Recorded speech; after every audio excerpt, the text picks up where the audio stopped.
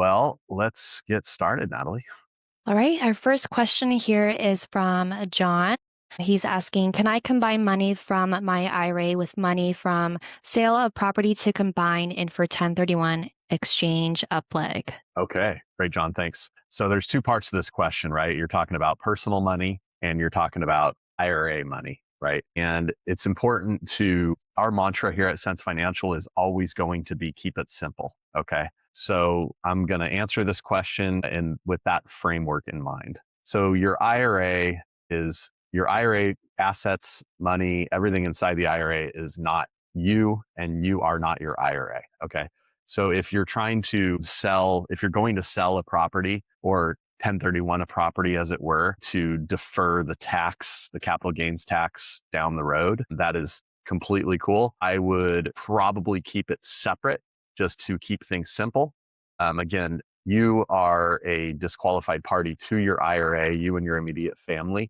So when you combine your personal assets, your personal name, if you will, or any other disqualified party with your IRA, while those two, your IRA and you, can be party to title on real property, right? Let's just call it 50-50 for simplicity. 50% is owned by your IRA, 50% is owned by you. That is allowed, but you increase the chances of committing a prohibited transaction, even if by accident, okay? I don't know if people have been watching World Cup, but there's a lot of fouls that have been called that are not intentional, right? And I forget the guy's name, but yesterday it was the England-Mexico game, and he did a slide tackle into the guy, and his leg went up on top of the ball, and he took the guy's leg out, and he got called for a red card. It was completely unintentional, but the result was the same, right? And it's the same thing with prohibited transactions. If you commit a prohibited transaction, intentional or unintentional, it's still a prohibited transaction at the end of the day. So you do need to be careful. So my answer and kind of guidance on this, John, while I'm not a CPA or an attorney and this isn't financial or legal advice, my advice to you in this situation, guidance, if you will, is to just keep the two investments completely separate. Just invest in your IRA over here, invest in your 401k, invest in your personal life over here. Furthermore, you're really complicating it from a tax perspective because you're going to have like a blended situation, no taxes in the IRA and then taxes, et cetera, with your personal 50% that owns that piece of real estate. So I would just keep the two separate. And one more note, and then we'll move on. In this scenario too, what happens when one or the other runs out of money? What happens when you've maxed out your IRA contributions for the year? You have no other let's call it a traditional IRA. You have no other traditional retirement funds that can be rolled in or transferred into this existing IRA. What do, right? You can't pay for the IRA's 50% of the cost of replacing the roof with your personal money. You can't personally pay for that. That's a prohibited transaction. And the same thing the other direction. So I would just remove that temptation altogether and just invest separately. All right. So hopefully that helps, John. Good question. Okay, next question's from Christopher. I'm curious how someone could invest in a business owned by someone else as some sort of partner, not just a lender. If possible, is it an issue if they have debt financing, not non-recourse? No, it's not a problem at all. So just to clarify, because this is a little bit, most of our clients are investing in real estate in some way, shape, or form, but private business is absolutely allowed. So you're curious how you could invest in a business owned by someone else as some sort of partner, not just as a lender. So this is allowed. And, again, I'm not a CPA, so consult your tax advisor to understand the tax implications or the potential tax implications. But if an IRA or a 401k actually owns the business, and Christopher, I think you're a solo 401k client, so thanks for being a client. But if your solo 401k owns part of a business or owns a business, then the proceeds from that business are going to be subject to to a UBIT tax, okay, unrelated business income tax. Now, part of this depends on the structure because there are some creative ways to get around this with I'm going to butcher this, but some kind of C corp situation. Maybe I'll look it up here before the call is over, but there's a way to get around this so you don't actually, the 401k or IRA will not incur a UBIT tax, and it's still sort of a partner in the business or owner of the business, even if it's just a small portion of the business. But again, consult your CPA. The financing is irrelevant because it's only you or any other disqualified party that cannot sign on behalf of the 401k for a recourse loan. Okay. So if the general partners, for example, are the ones that are signing for the loan, then that's okay. Now, there could be, yeah, just talk to the operators of that business, if you will, consult your CPA to really understand if there's going to be a UBIT tax implication. But I'm not worried about the non-recourse as long as, excuse me, the not non-recourse, the recourse loan. As long as you are not signing on behalf of your 401k, personally guaranteeing that loan, then you're okay on that. Hey, this question's from Cliff. He would like a full summary of self-directed IRA. If Yeah, thanks, Cliff. Well, full summary. So that's a broad question, but I'll talk about the setup. So basically, at Sense Financial, we specialize in checkbook controlled solo 401ks and self directed IRAs, commonly known as the checkbook IRA.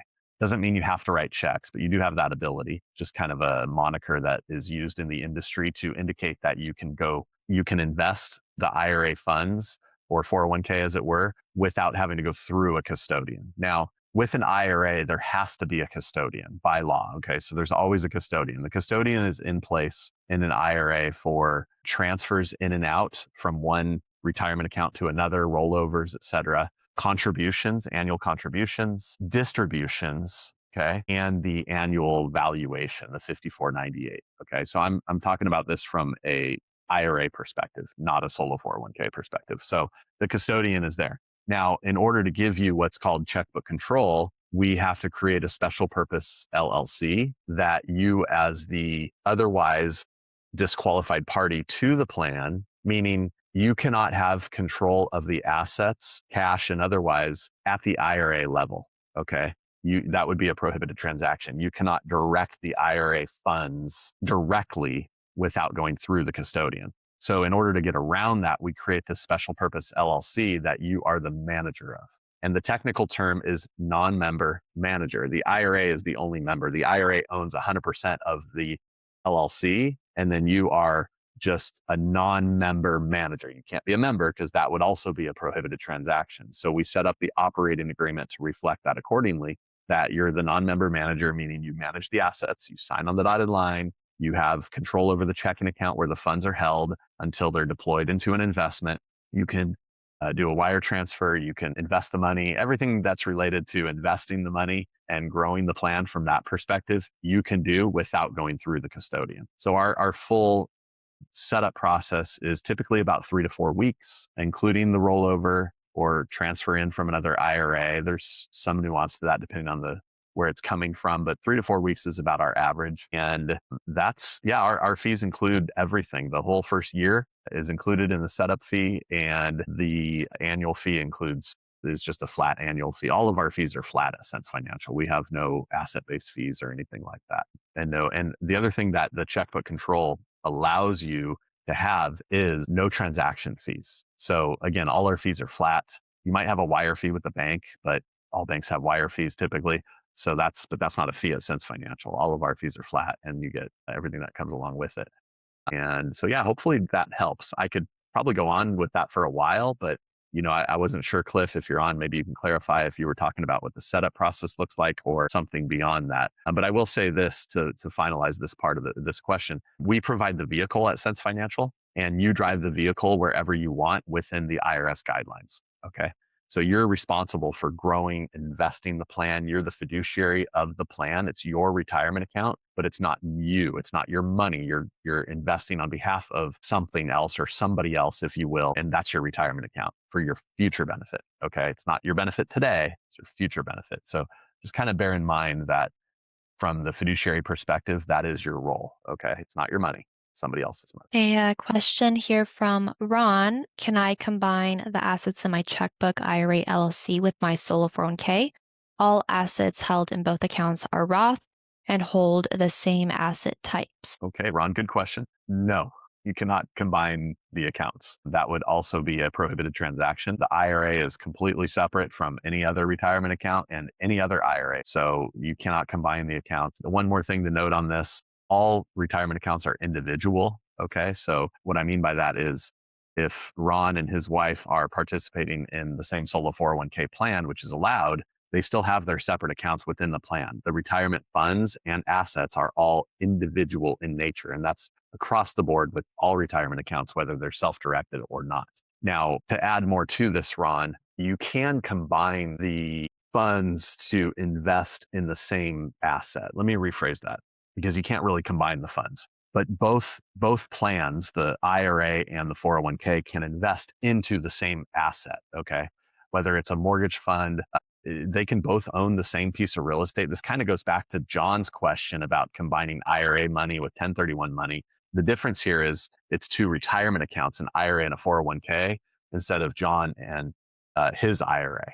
So you don't necessarily have this. Well, you do have the same possibility of a prohibited transaction. So it is advisable. The money has to be separate, right? If it's 50% 401k, 50% IRA, it's fine to do this. It's probably a little bit better than your personal situation, but still all the income and all the costs have to be are prorated accordingly, right? If from the very beginning, right? And you can't really change that. So if it's 50-50, then all the income and all the costs associated with whatever the investment is have to be shared 50-50. So back to what I said about John, depending on what it is, probably best to just keep it separate. If it's a trust deed, like a mortgage note, and it's a fractionalized note, like again, 50% of the money comes from your 401k and 50% comes from your IRA, that's probably a scenario where I'm most comfortable with it. Again, I'm not providing financial guidance or advice because that's not my role. But if it were me personally, I'd be okay with that, because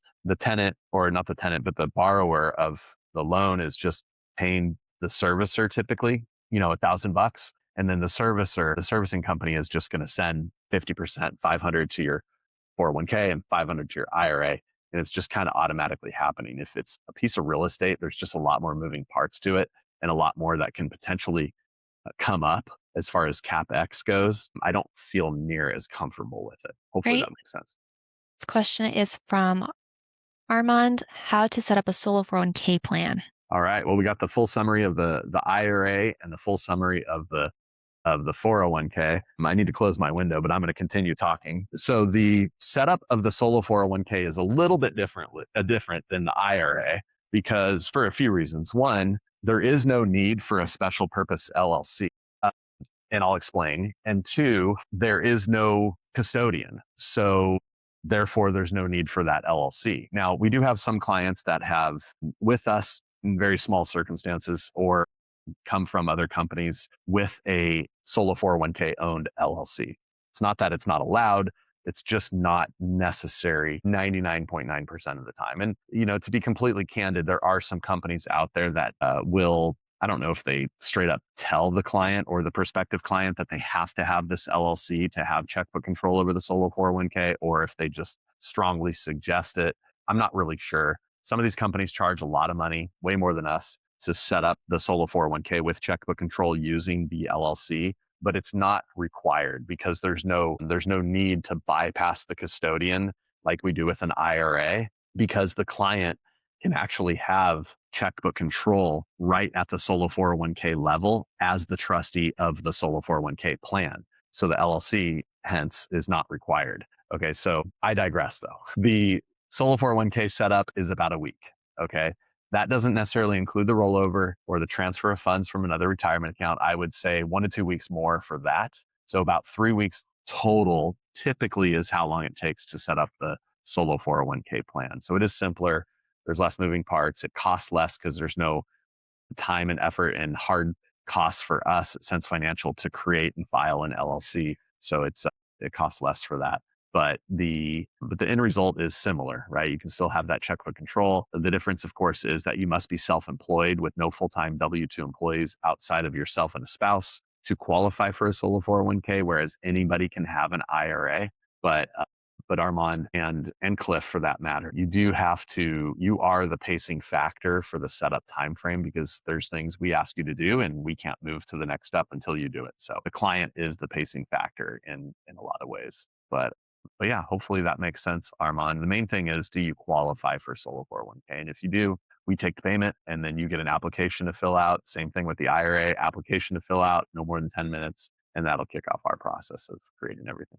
All right, we are about halfway through our pre-submitted questions. So if there are additional questions, again, feel free to type them up in the chat. This one is from Robert. My 401k account is already set up. Can you also invest the portion of personal money into a project and just do the split for the amount that came from the 401k and then the amount that came from the personal funds? Yeah, Robert, thanks for the question. So hold on one second because I got distracted with one of the chat messages. I was skimming real quick. It was kind of a long one that we'll get to.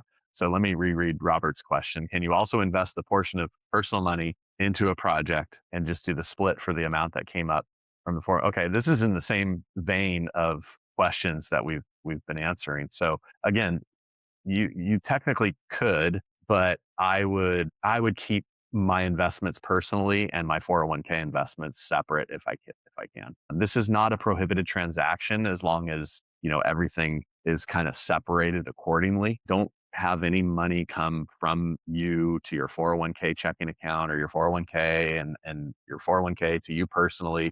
Like everything is just treated as completely separate investments, even if they go to the same asset. So yeah, it's fine to do. Just be very careful.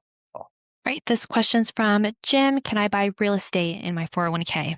Yes, you sure can, Jim.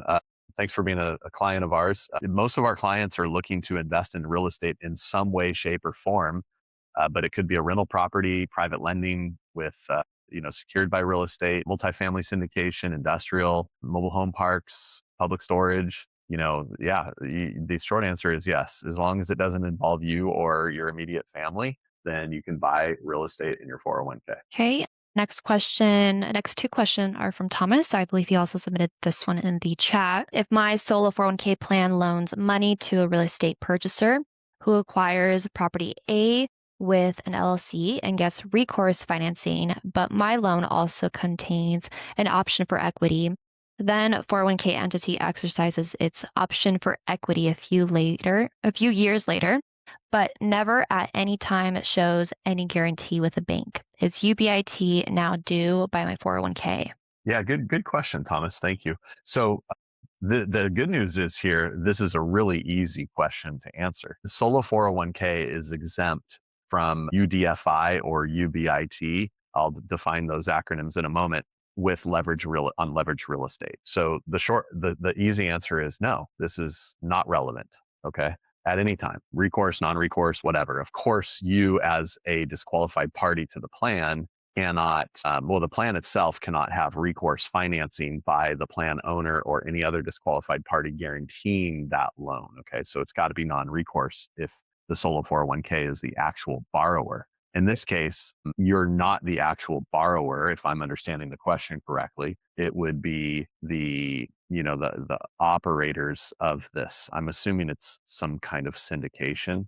But yeah, you definitely cannot sign on behalf. The 401k cannot get recourse financing, meaning the 401k owner guarantees the loan. So if there's already a loan in place, or if the general partners are guaranteeing the loan and your 401k is a limited partner, then that's totally fine, totally allowed, no problem at all. And again, the 401k is exempt from UBIT, which is unrelated business income tax, or I should say UDFI, which is unrelated debt finance income. And UDFI actually triggers the UBIT tax, but only on leveraged real estate. And again, the solo 401k is exempt from that. And then what's his question number two, Natalie? Is my 401k exercises its option for direct equity on its loan and does sign with the bank's recourse alone, not me as an individual, but only my entity. Does this make me liable for UBIT or UDFI?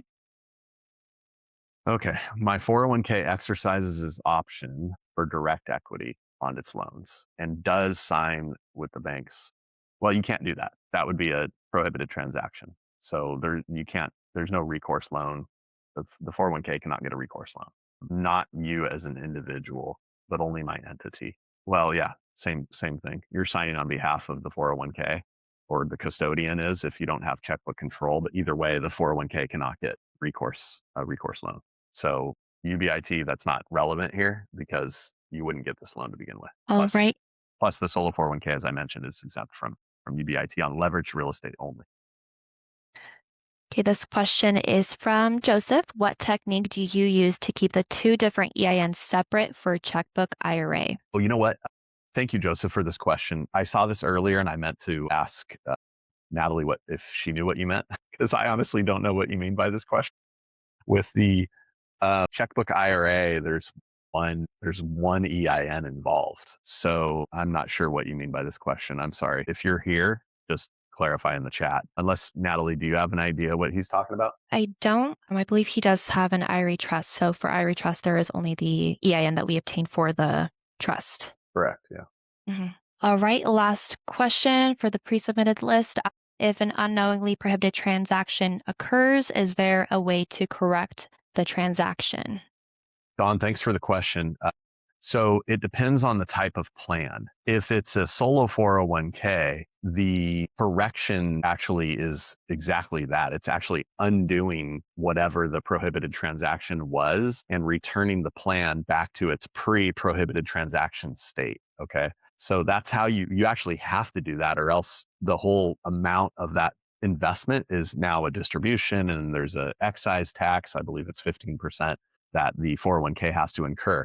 Now, the excise tax typically is going to happen regardless of whether you undo the prohibited transaction or not. But then if you don't undo the prohibited transaction, as I mentioned, this is solo 401k only, then that amount of that investment, the entire investment, is now distributed.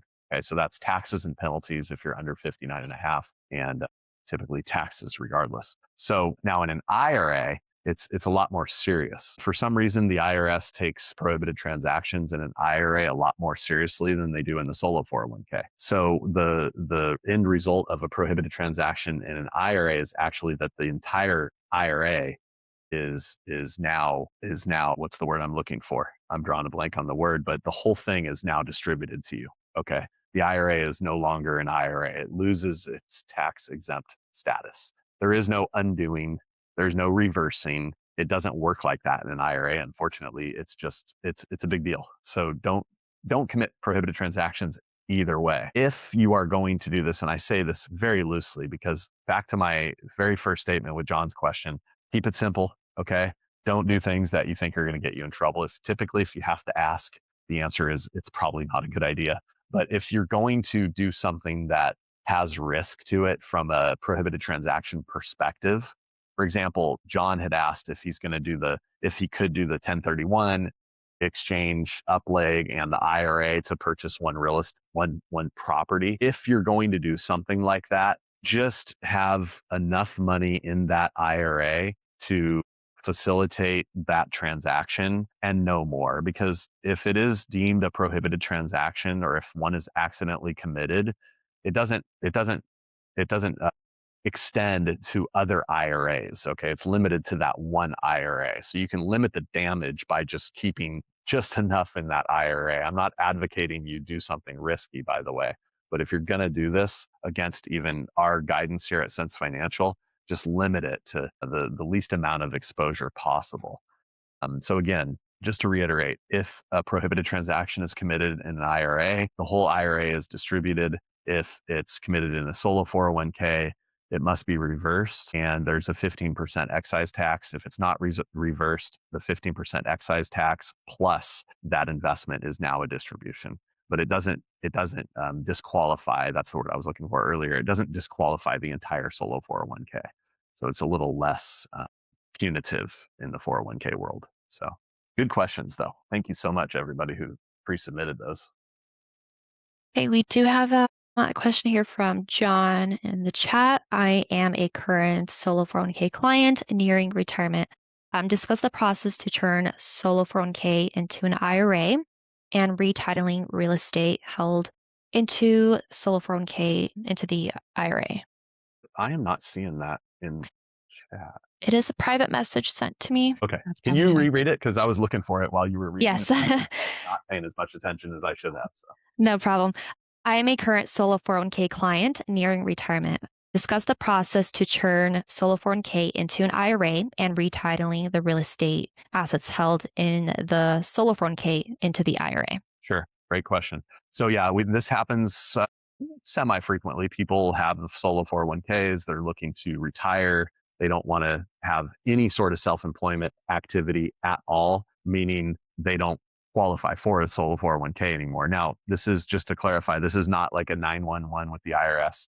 If you're not self-employed anymore, it's not like all of a sudden, if you don't transfer everything to an IRA, your whole solo 401k is invalid and everything's a distribution tomorrow. That it doesn't work like that.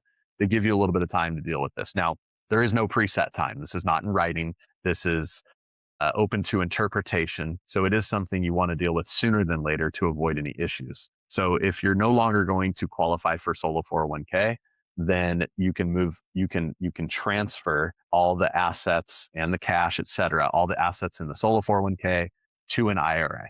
Now I'm going to tangent a little bit, but I will answer his direct question about changing title and such. If you have, because a solo 401k allows Roth and traditional, right? So if you have both of those types of funds within the solo 401k plan and you're going to transfer to an IRA, you're now talking about two separate IRAs. Okay. It doesn't matter if you go back to Wall Street or if you do the self-directed route, which obviously well, it was a private message, so I guess I won't say the name, but this individual is asking about from an alternative asset perspective. So we're talking about retitling real estate, I would imagine, in some way to an IRA instead of the solo 401k. So it's probably not going back to Wall Street, but you could, right? You could, but obviously you're only moving cash to Vanguard or Fidelity. You're not moving real estate or some other alternative asset. So if you want to keep investing in non-public, non-Wall Street assets, the only option is the self-directed IRA. All right. Checkbook control or no checkbook control, just the self-directed IRA. So if this individual wants to move to a self-directed IRA with checkbook control, and we set that up for him, we're creating the special purpose LLC. Now, the solo 401k has its own name and tax ID number. That's the owner of all the assets. That's the plan name, okay? And it owns the cash, it owns the real estate, whatever it is. I'm assuming this person's talking about real estate. That's why I keep saying that. But if we set up the IRA, now there's a custodian involved. So the solo 401k has to, the plan owner, in this case, as the plan administrator, has to go through the custodian. And it's the custodian that will help them facilitate this rollover of cash and assets from the IRA to the 401k. All right. Excuse me, from the 401k to the IRA. So when it comes time to do this, and our team will guide you every step of the way, as will the custodian. This is not a taxable event, but as it comes time to do this, you're going to transfer the assets in what's called in kind, right? If it's cash, you're just transferring cash. If it's an asset and not cash, then you're transferring it what's called in kind, meaning you're not liquidating first. You're not turning the asset into cash first and then transferring it. You're actually transferring the actual asset. If it's a rental property, you're transferring the actual rental property from a 401k to an IRA. So it goes through the custodian and then it'll flow into that special purpose LLC that I mentioned. The custodian will take care of that. All right. They'll move it from you'll be part of this, moving it from the 401k to the IRA itself. And then the custodian will move it from the IRA into the LLC. And so there's two steps. There's the actual transfer of the asset in kind. Then there's the retitling of the asset. So the custodian will tell you when to do the retitle, and you'll just need to work with, if it's real estate, you'll work with the title company to get it retitled, and it'll go from the 401k to the LLC retitled. Now, you can connect with a local title rep if you want, but that's essentially how it works in a nutshell. I know I said a lot, so hopefully that all makes sense, but none of this should create a taxable event. Now, there are some situations, and again, I'm not an attorney and I'm not an escrow officer or title rep, and do your own due diligence. There are some situations where it could trigger, because there's a transfer of ownership here. So it could trigger a reassessment by the county assessor, which can increase the tax. So just keep that in mind as you're going through this. I don't know that I've seen that happen a whole lot, if ever, but it is a possibility. Okay, so just bear that in mind. Do your homework before you go down this path. Now, on the flip side, if you can maintain some self-employment activity, then just keep the solo 401k. That's going to be the simplest thing, even if it's just nominal, making $1,000 a year, doing some consulting, driving for Uber one day a month, whatever it is. Okay, selling stuff on eBay. You can get creative. You just need to have some self-employment activity, and you can keep the solo 401k. So that would be my encouragement to you instead of going through all this. Right. Last question that I see here was from Tom. He was just asking if this session is recorded. It is. We will email the recording to everyone who registered, so feel free to rewatch it or even share it with others. Another question from Tom, it was sent privately. He's asking at one point if I have a frozen solo 401k plan that has been frozen for 15 years already, which means there has been no further contributions, but doesn't mean I haven't been active in investing. My wife and I have a 401k plan. At what point would I not qualify to have a solo 401k plan? Even if I have no self employment activity, I can still keep my plan frozen and keep investing. Well, you can, when a plan is frozen, that's essentially saying, okay, I'm no longer going to make contributions to the plan. It can mean that you no longer have some self-employment activity. 15 years is a really long time. I've heard some attorneys very generously say that you shouldn't go over 3 years, which I feel is very generous. 15 years is a really long time. If there's not been any issues, we're not going to go and alert the IRS that there's any issues. But I would certainly sooner than later consider moving to an IRA or getting some legitimate business activity going again. Again, 15 years sounds like a really long time to me. But again, the IRS they don't have any like set, this is the length of time you can do this for. So it is open to interpretation. All right. But by somebody way smarter than. A follow up question from Tom. If you move to an IRA through my leveraged real estate, Yes, it will trigger UBIT tax. okay. Yes, The that's IRA will now have a UBIT tax because it does if you move from a 401k to an IRA. Correct. Sorry, I read your mind. Tom, yeah, Tom submitted a question here in the regular chat. I don't know if you see that or not. It's pretty long. I'm going to have to read it without reading it out loud for a I moment. think it was the same one he submitted in the it was on the pre-submitted list. Okay, possibly.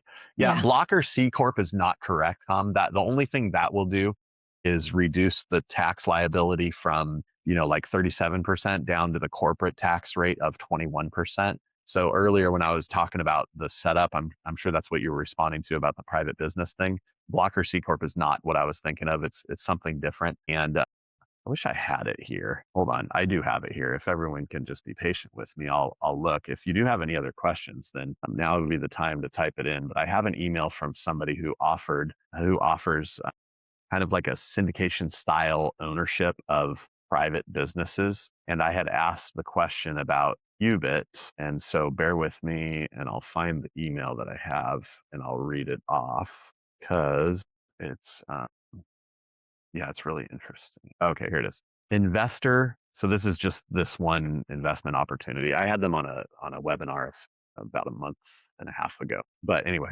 investor will be investing into an SPV that will be an LLC. IRAs are still safe because the underlying investment under SPV is a C corporation, so no UBIT. So maybe that's what you were referring to, but it's not a blocker corp. I don't think that would be the right term here. Maybe it is. And this is a little bit out of my expertise, but this is what this gentleman said who runs this business called Linfield. They invest in private businesses and they pool money together to be able to buy these businesses and they give their investors a return. So anyway, that's it. SPV, that's the term I was thinking of. All right. Quiet. There is another question from Tom. Okay, you can leave IRAs alone, not contribute more to them for 20 or 30 years. Why would the IRS have a problem when you freeze in sense of not making more contributions, your contributions into solo 401k, or if your company closed? Because to have a solo 401k, you must have legitimate self-employment activity. If you are no longer self-employed, then you no longer qualify for a solo 401k. So that's the short, direct answer to that question. The nuance part is, as I've already mentioned, is that the IRS does not say, hey, if you're no longer self-employed, then tomorrow your 401k is invalid. They give you time to do it, time to deal with it. Either distribute it to yourself or roll to an IRA or become self-employed again. IRAs do not have a self-employment requirement attached to them. So the question is not an apples to apples question. An IRA can stay put forever. Furthermore, the IRS in their language about individual 401k plans actually state verbatim, the plan owner will make regular and substantial contributions to the plan. And so if you go an extended period without making any contributions, again, of course, regular and substantial is open to interpretation, but it says that in the language about individual 401k plans. So if that's not happening, then you kind of have to ask yourself, okay, I should probably do something else with this plan. Again, either become self-employed again or roll to an IRA sooner than later. Now, I'm not promising you that you're going to have an issue with the IRS or not. I don't know. That's up to the IRS to to to I don't know, send you a letter or do something. You could go for 30 years and never have a problem.